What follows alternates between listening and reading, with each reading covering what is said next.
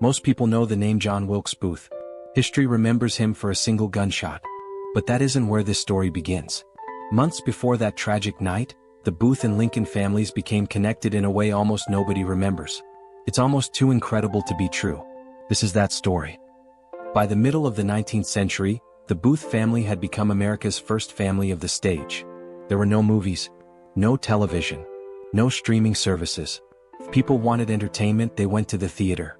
And few actors were more admired than Edwin Booth. The eldest surviving son of the legendary Shakespearean actor Junius Brutus Booth, Edwin wasn't simply popular. He was a celebrity in every sense of the word. Audiences traveled hundreds of miles to watch him perform Hamlet, Macbeth, and Richard III. Critics praised him as America's greatest Shakespearean actor. His face was instantly recognizable across the country. His younger brother, John Wilkes Booth, was also talented. Handsome, charismatic, and successful in his own right, he built a respectable acting career. But he was never Edwin. As the years passed, the brothers grew apart. Their differences extended far beyond the theater. Edwin supported the Union. John became increasingly devoted to the Confederate cause. Politics drove a wedge between them that neither brother would ever overcome. Neither could have imagined how history would forever bind their names together. At the same time, another famous family carried a very different burden. President Abraham Lincoln was struggling to preserve a nation torn apart by civil war. His eldest son, Robert Todd Lincoln, had recently completed his studies at Harvard. Determined to serve, Robert eventually joined General Ulysses S. Grant's military staff during the closing months of the war. Unlike his father, Robert had largely remained outside the public spotlight. His future seemed wide open. In late 1864, or perhaps early 1865, Robert Lincoln found himself waiting on a crowded railroad platform in Jersey City, New Jersey. Steam drifted across the tracks. Conductors shouted final boarding calls. Passengers pressed toward the moving train. As Robert stepped forward, he suddenly lost his footing. His feet slipped into the narrow space between the platform and the moving rail car. For one terrifying instant, it appeared he might be pulled beneath the train. Then someone reacted. A man standing nearby lunged forward, grabbed Robert firmly by the collar, and pulled him safely back onto the platform. The entire incident lasted only a matter of seconds. But those few seconds almost certainly saved Robert Lincoln's life. Shaken, Robert turned to thank the stranger. He recognized him immediately, not because they had ever met, but because nearly everyone in America knew his face. The man who had just saved Abraham Lincoln's son was Edwin Booth. Edwin himself had no idea whose life he had saved.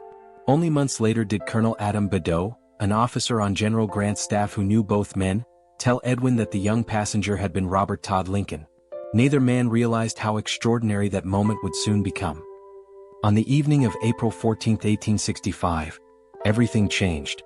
President Abraham Lincoln attended a performance of the comedy, Our American Cousin, by Tom Taylor at Ford's Theater in Washington.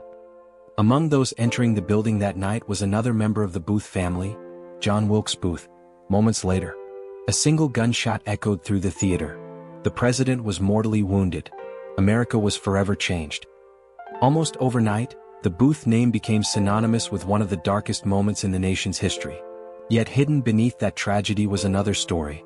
One Booth had saved a Lincoln. Another Booth had taken one away. The same family. The same year. Two brothers. Two completely different choices.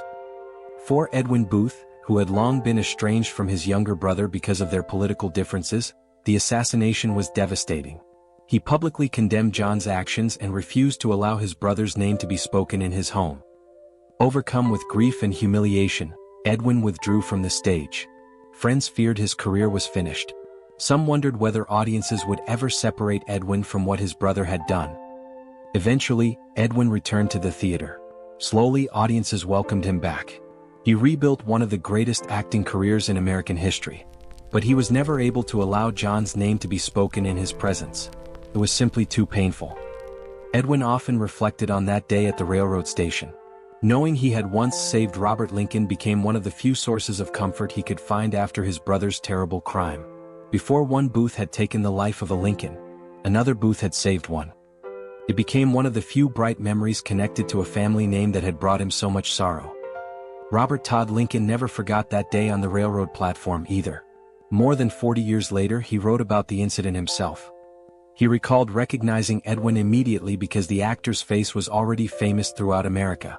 His account confirmed what had become one of history's most remarkable coincidences. A split-second act of courage, nearly swallowed by a much larger tragedy.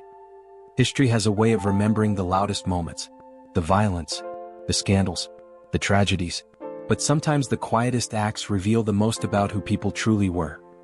Edwin Booth spent the rest of his life living in the shadow of a crime he didn't commit. To many people he became simply the assassin's brother. Perhaps he deserves to be remembered instead as the man who reached out a hand and saved a life. Sometimes the truth isn't hidden. It's simply been overlooked, waiting patiently in the margins.